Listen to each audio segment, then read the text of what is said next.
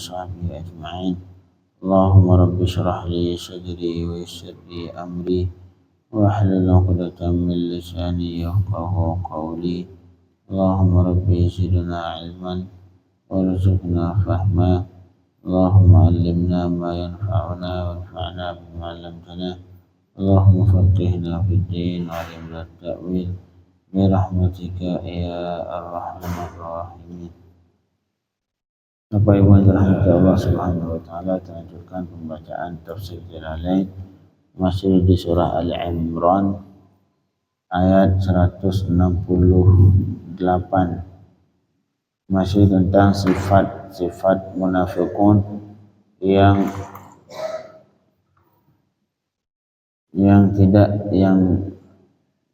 tidak ngikut perang Uhud. Allah mengisahkan tentang salah satu hikmah terjadi kekalahan di perang Uhud, yaitu untuk diketahui, supaya untuk memperjelas siapa saja yang munafikun saat itu dan siapa saja yang mukmin asli, mukmin hakiki. Jadi Allah lanjutkan masih tentang sifat munafikun. Qala Allah Ta'ala, a'udzu billahi minasy syaithanir rajim. Bismillahirrahmanirrahim. Alladzina qalu li ikhwanihim wa qa'adu law ata'una ma qutilu. Qul fadra'u an anfusikumul mauta in kuntum sadiqin. Jadi munafikun, orang munafik, alladzi isim mausul namanya, yang berfungsi isim mausul ini sebagai penyambung ataupun isim yang untuk mengibhamkan, untuk mengumumkan. Alladzina qalu, munafikun orang-orang yang qalu berkata mereka, li ikhwanihim bagi saudara mereka seagama. Saudara mereka yang seagama itu sama-sama munafikun, sama mereka. Karena kalau ikhwan ini artinya saudara seagama. Kalau ikhwah baru saudara senasab. Jadi dalam bahasa Arab ada akhun, ada yang kadang-kadang akhun senasab, ada juga pemakaian kadang-kadang akhun untuk saudara seagama. Adapun yang membedakannya nanti ketika jamaknya. Ketika dalam bentuk jamak, kalau yang akhun bermakna saudara, saudara kandung artinya ataupun saudara kerabat, ntar jamaknya menjadi ikhwatun ataupun akhawat kalau perempuan. Sedangkan kalau akhun yang bermakna saudara seiman, saudara seagama, ketika dijamak menjadi ikhwan, akhun, akhwani, ikhwan, akhun, akhwani, ikhwan. Wa qalu, mereka munafikun adalah orang-orang yang berkata untuk ikhwan mereka, untuk saudara mereka seagama. Wa qad qa'adu, dan sungguh mereka telah duduk, artinya duduk tidak berjihad. Qa'adu anil jihad, dan mereka sudah duduk dari berjihad, tidak berjihad. Apa kata mereka sesama mereka, ke kawan-kawan mereka? Law ata'una ma qutilu. Apa kata mereka? Law ata'una, jikalau mereka mentaati kita, mentaati kami, artinya syuhada Uhud, itu yang orang-orang syahid di perang Uhud itu. Kalau mereka mau mentaati kita untuk tidak ikut perang kemarin, nah itu. Ma qutilu, mereka itu tidak akan terbunuh di perang. Itu mereka terbunuh di peperangan itu karena enggak mau mentaati kami, tidak mau mempercayai kami, akhirnya terbunuh di perang Uhud. Jadi ini merasa benar mereka setelah perang Uhud mukmin kalah saat itu. Saat itu mereka justru mencari pembenaran terhadap pernyataan mereka sebelumnya. Nah itu syuhada Uhud Semua meninggal alasannya karena mereka tidak mentaati perintah kami. Ajakan kami untuk tidak ikut perang, mereka tidak mengikut. Akhirnya terbunuh. Jadi dalam pandangan munafikun, syuhada Uhud itu meninggal karena tidak menerima ajakan dari munafikun untuk tidak ikut berperang. Bukan karena ajal. Mereka itu enggak teringat bahwa meninggal itu karena ajal, meninggal itu karena sudah ketentuan Allah Subhanahu wa taala. Maka selalu merasa bahwa meninggal karena mereka ikut perang. Sebenarnya kalau tidak ikut perang tidak akan meninggal. Lau ata'una ma qutilu, itu mereka itu syuhada Uhud, orang-orang meninggal di perang Uhud. Kalau mereka mentaati kita, mentaati kami, karena mentaati kami dalam hal untuk tidak ikut berperang, ma qutilu, tidak akan terbunuh mereka di perang. Jadi dalam pandangan munafikun bahwa terbunuh karena perang, bukan karena ajal. Tapi apa kata Allah? Qul, sampaikan wahai Muhammad ke mereka, fadra'u, ya sudah, kalian ini yang tidak ikut perang, yang tidak ikut perang sama sekali, dan pendapat kalian bahwa untuk selamat dari meninggal dengan tidak ikut berperang, fadra'u, qul fadra'u, sampaikan bagi mereka, fadra'u, maka kalau itu pendapat kalian, fadra'u ay idfa'u, artinya tolaklah. Tolaklah dari kalian, dari diri-diri kalian akan kematian. Silahkan. Kalau kalian menganggap bahwa kematian itu bukan dari Allah, bukan karena ajal sudah menjemput, tapi benar meninggal itu karena terbunuh di medan perang, sehingga kalau tidak ikut perang enggak meninggal, versi kalian. Silahkan kalian sekarang yang tidak ikut perang, fadra'u an anfusikumul maut. Silahkan kalian tahan, kalian tolak kematian dari diri kalian yang merasa bahwa meninggal itu karena peperangan, bukan karena ajal.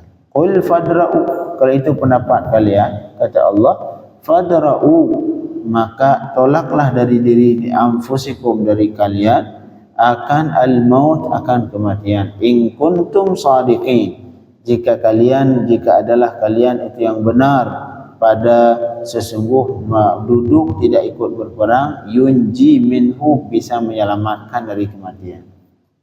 Mereka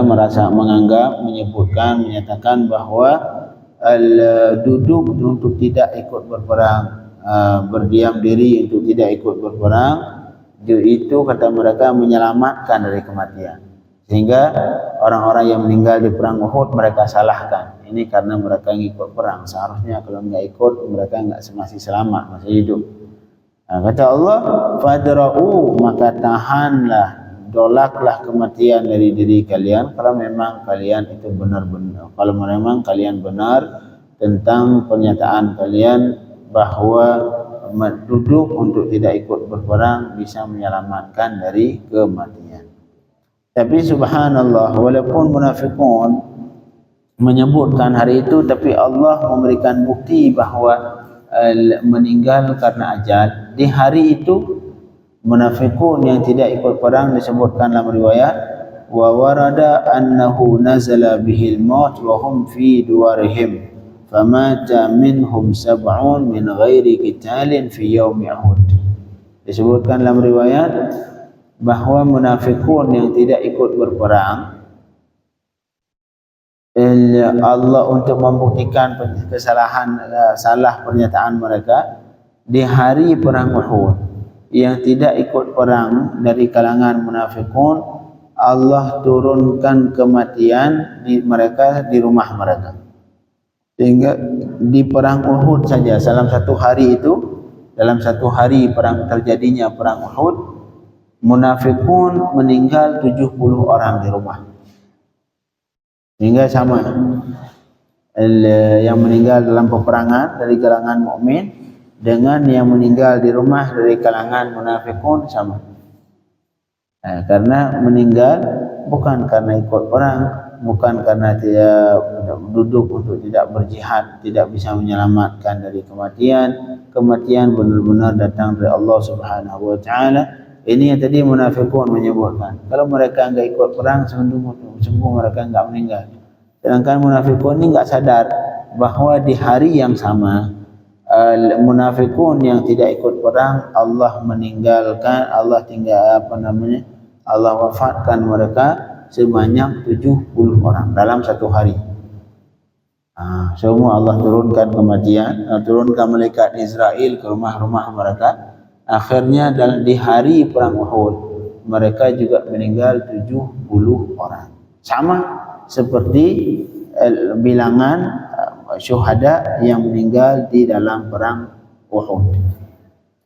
Jadi ini kata mereka itu mereka meninggal karena enggak taat. Mereka enggak sadar di hari yang sama ada 70 orang munafikun juga meninggal di rumah mereka. La ilaha illallah. Ini munafikun. Kemudian Allah lanjutkan di ayat berikut tentang syuhada perang Uhud. Syuhada perang Uhud, karena dalam pernyataan kufar, dalam pernyataan munafikun selalu bahasanya qutilu, terbunuh. Mereka terbunuh. Karena yang namanya terbunuh itu artinya sia-sia, mereka terbunuh sia-sia. Tapi dalam pandangan Allah, wa nuzila fi syuhada, ini ayat yang akan kita baca diturunkan untuk membicarakan tentang syuhada, ahli syahid. Apa kata Allah? Wala tahsabanna alladhina qutilu fi sabilillahi amwata. Dan jangan kalian anggap, jangan kalian sangka, jangan engkau sangka alladhina qutilu, akan orang-orang yang terbunuh. Sebagian qiraah qutilu, orang-orang yang terbunuh fi sabilillah, di jalan Allah, li ajli dinih, untuk meninggikan agama Allah Subhanahu wa taala. Amwata, jangan kalian anggap mereka, jangan kalian sangka mereka bahwa mereka itu meninggal. Amwata, mayit, meninggal. Karena hakikat meninggal seperti Al-Imam Al-Ghazali menyebutkan, meninggal itu bukan jadi batu, bukan hilang. Meninggal itu cuma berpindah alam. Berpindah alam dari yang alam yang kita lihat duniawi ini menjadi alam barzakh yang nanti akan berpindah lagi menjadi alam akhirat. Jadi jangan kita anggap bahwa orang tua kita telah meninggal ataupun orang-orang yang telah meninggal yang mendahului kita, mereka sudah jadi batu, sudah jadi tanah. Tidak. Jadi mereka itu cuma pindah alam. Sama persis seperti kita pindah alam dari halnya mimpi berubah menjadi alam nyata. Semua kita kalau dalam keadaan mimpi, ketika mimpi semua merasakan hidup. Itu kita dalam keadaan mimpi itu sakit. Ketika mimpi misalkan kita dibunuh orang, dipukul sama orang dalam mimpi, itu kita merasakan sakit. Ketika ada yang ngasih duit dalam mimpi, merasakan senang. Itulah kehidupan kita di dunia sekarang. Ibarat kita dalam mimpi itu, semua akan kita alami dalam mimpi, semua kita rasakan, baik kesenangannya, kepedihannya, kesusahannya, semua kita rasakan dalam mimpi. Namun apa yang terjadi ketika kebangun, maka itu semua akan hilang semua. Kalau yang lagi senang ya hilang senangnya, lagi sakit dalam keadaan mimpi juga hilang sakitnya seketika. Berpindahlah alam kita dari yang namanya alam mimpi berubah menjadi alam nyata. Dan kita sekarang ibarat dalam keadaan mimpi, nanti suatu saat ketika meninggal akan berubah kembali ke alam nyata.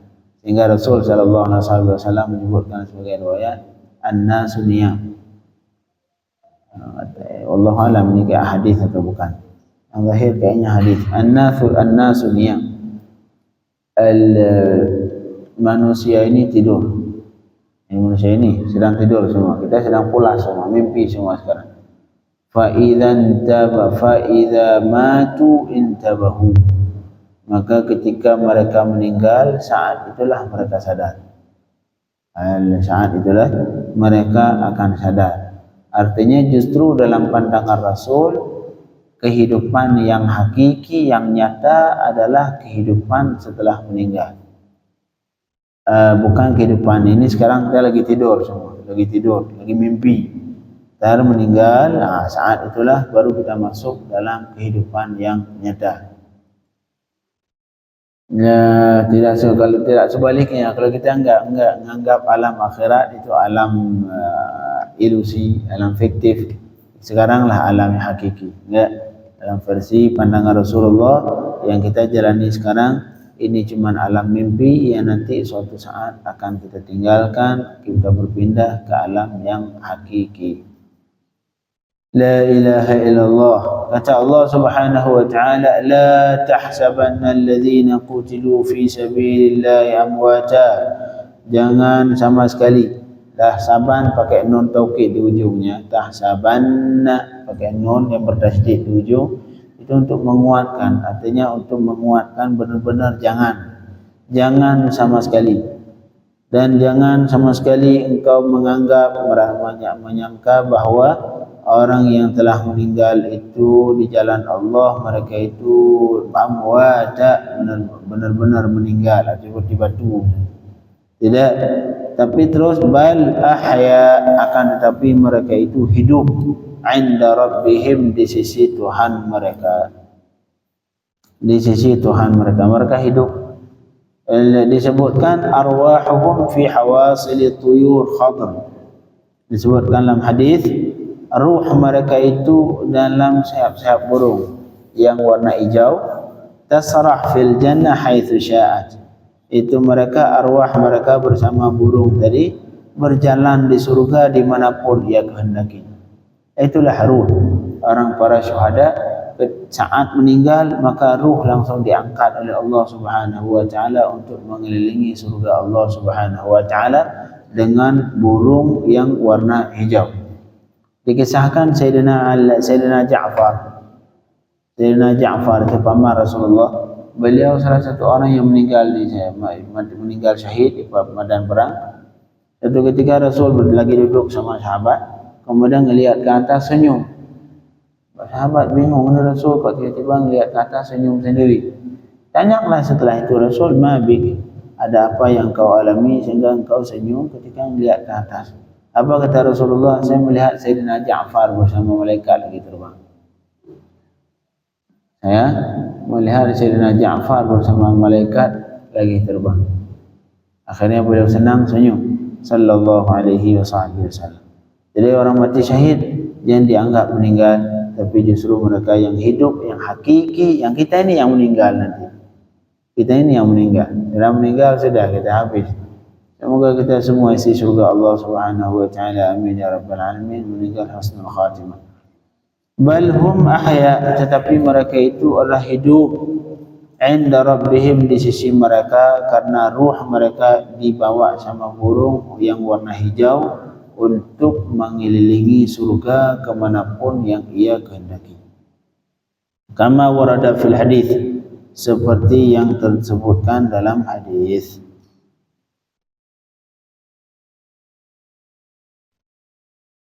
Itu ruh. Amma ajsaduhum fa mahalluhal qubur. Adapun jasad mereka tetap tempatnya adalah di kubur, jasad mereka.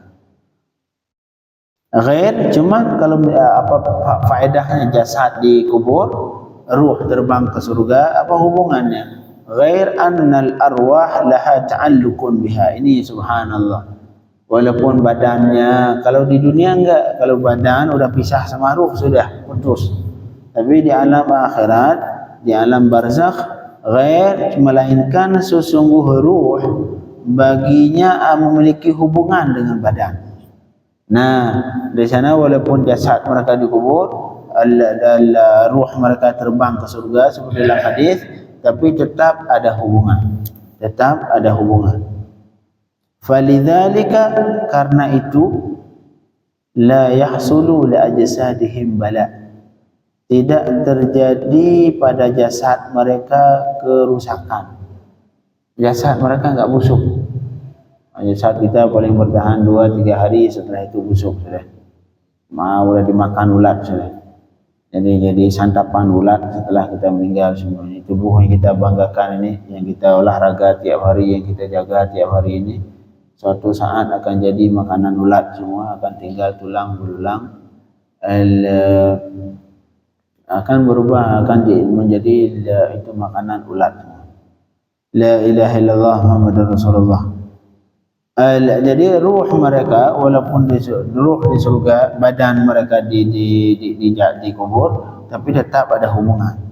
Sehingga badan mereka menikmati apa yang dinikmati oleh ruh. Dan badan mereka tetap tidak busuk, tidak hancur, karena ruh mereka masih hidup, masih berjalan, masih menikmati ketenangan di surga. Ghaira, melainkan sungguh ruh memiliki hubungan dengan badan, dengan jasad mereka. Falidzalik, karena itu la yahsul li ajsadihim bala, karena itu tidak terjadi yang namanya membusuk untuk jasad mereka.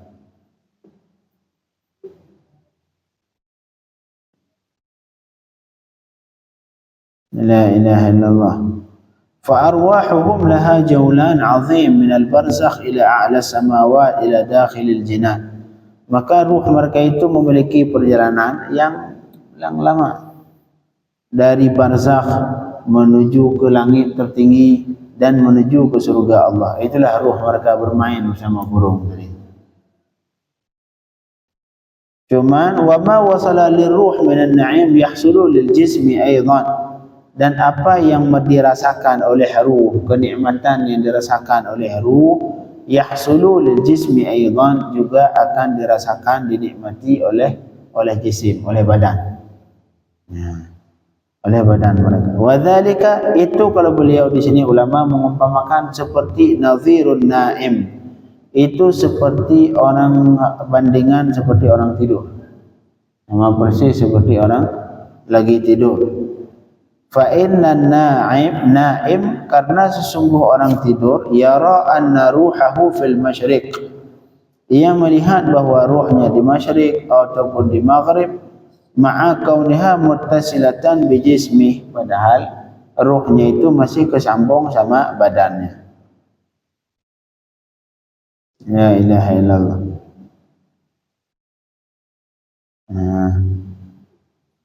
Itu yang para syuhada. Jadi mereka tetap hidup. Amal mukminun, adapun mukmin yang bukan syahid, yang bukan syahid, bukan nabi. Kalau nabi juga sama seperti syahid, mereka justru memiliki kehidupan mereka melebihi dari orang syahid. Amal mukminun, kalau mukmin yang biasa seperti kita yang enggak syahid dan yang bukan nabi, fa arwahuhum tasrah minal qabr ila babil jannah. La ilaha illallah, ke pintu. Maka ruh mereka itu berangkat dari kubur ke pintu surga. Sudah di pintu aja ngelihat-lihat surga aja dari luar. Wa tanzur ma a'adda laha minan na'imil muqim, dan ia melihat apa yang sudah disiapkan untuknya dari kenikmatan. Nikmat surga, dia ngelihat, oh nikmat sekali, masya-Allah. Lakin la tadkhuluha ila yaumil qiyamah, tapi ia tidak memasuki surga sampai hari kiamat. Itu ruh mukmin yang biasa, dia itu terbang juga bersama mungkin burung, ruhnya juga menuju surga, tetapi cuma di pintu melihat doang. Tapi nikmat juga. Kayak kita punya rumah, enggak pernah kita tempati, rumah bagus, ngelihat doang senang, kata, oh ini rumah saya, masya-Allah. Oh ini rumah saya, ini tanah saya, cuma ngelihat doang senang, padahal enggak dipakai. Kayak orang banyak duit, cuma ngelihat doang angka di ATM, oh banyak, alhamdulillah, senang sekali. Padahal angka yang dilihat, enggak pernah pakai, enggak pernah dipakai itu uang. Itulah perbandingan orang mukmin yang syahid dengan mukmin yang tidak syahid. Kalau yang mukmin syahid, ruhnya masuk surga, berkeliling surga bersama burung hijau tadi. Sedangkan ruh mukmin yang biasa, dia cuman berangkat ke surga cuman di pintu untuk melihat kenikmatan yang sudah disiapkan untuk dia nanti di hari kiamat. La ilaha illallah. Kawadzalika yusamma alamul barzakh, itu semua setelah meninggal namanya alam barzakh sebelum hari kiamat. Cuman wattisa'uhu bin nisbati lid dunya, itu alam barzakh luasnya kalau dibanding ke luasnya dunia, alam dunia ini, katisa'id dunia, seperti halnya luas alam dunia, bin nisbah, dibanding li batnil untuk perut ibu. Kita di rahim segitu kecil segitu kecil di rahim, keluar ke dunia luas, Masya Allah. Nanti ini alam dunia yang kita anggap luas sekarang ini, nanti ketika meninggal alam barzakh itu, alam dunia ini ibarat rahim ibu, sekecil itu. Jadi perbandingannya seperti rahim ibu dengan alam dunia, sebegitulah perbandingan alam dunia dengan alam barzakh, alam kiamat. Bagaimana tidak untuk orang yang salat 2 rakaat sebelum subuh saja, Allah berikan satu dunia dan seisinya. Kira-kira berapa mukmin yang salat sebelum subuh? Berapa mukmin dalam sehari salat sebelum subuh, dan berapa miliar mukmin dari zaman Rasulullah? Itu untuk berapa? Itu untuk sekali. Ini satu mukmin saja berapa kali dia salat sebelum subuh? Satu salat sebelum subuh, Allah berkasih khairum minad dunya wa ma fiha. Lebih pahala yang lebih besar, lebih agung daripada satu dunia plus isinya. Ini satu dunia yang seisinya seluas ini, cuman Allah siapkan untuk sekali salat sunat qabliyah subuh bagi satu orang. Berapa mukmin yang salat qabliyah subuh?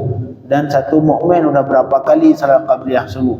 Artinya makanya ini nanti alam akhirat ataupun alam barzakh sampai kiamat sana, itu kalau dibanding dengan alam dunia yang kita anggap luas sekali ini, cuman perbandingannya seperti alam rahim dengan alam dunia.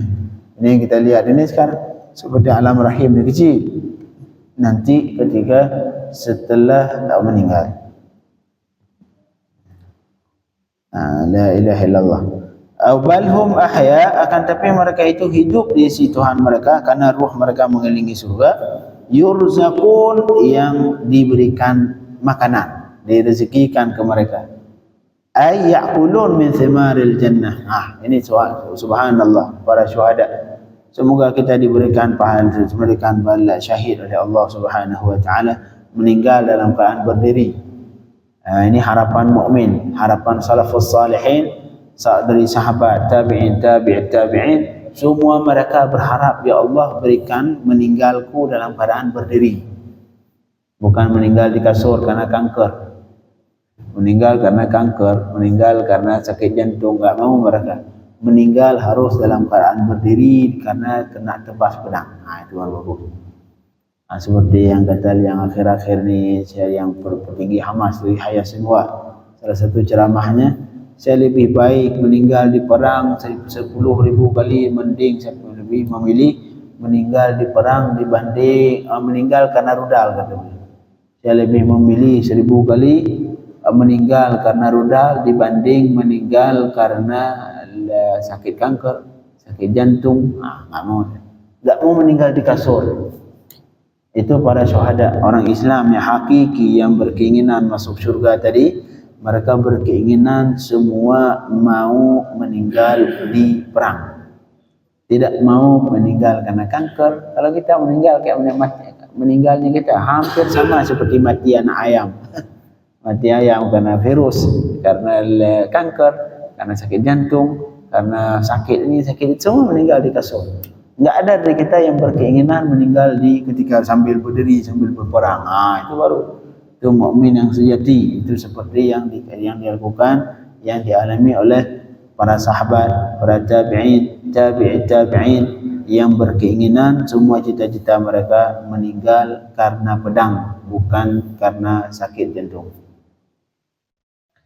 Yurzaqun, karena pahala syahid besar. Yurzaqun, mereka hidup di sisi Tuhan mereka, mendapatkan rezeki dari Tuhan mereka setelah meninggal. Ay ya'kulun min thimaril jannah, mereka makan dari buah-buahan yang ada di surga Allah Subhanahu wa ta'ala. Kita lanjutkan besok. Allahumma faqihna fid din wa 'allimna at-ta'wil waftah alaina futuhal arifin. Allahumma arzuqna asy-syahadah Allahumma rzuqna syahadah, Allahumma rzuqna syahadah warzuqna al-maut fi i'la'i kalimatika ya rabbal alamin. Wa sallallahu ala sayyidina Muhammadin wa alihi wa sahbihi ajma'in walhamdulillahi rabbil alamin.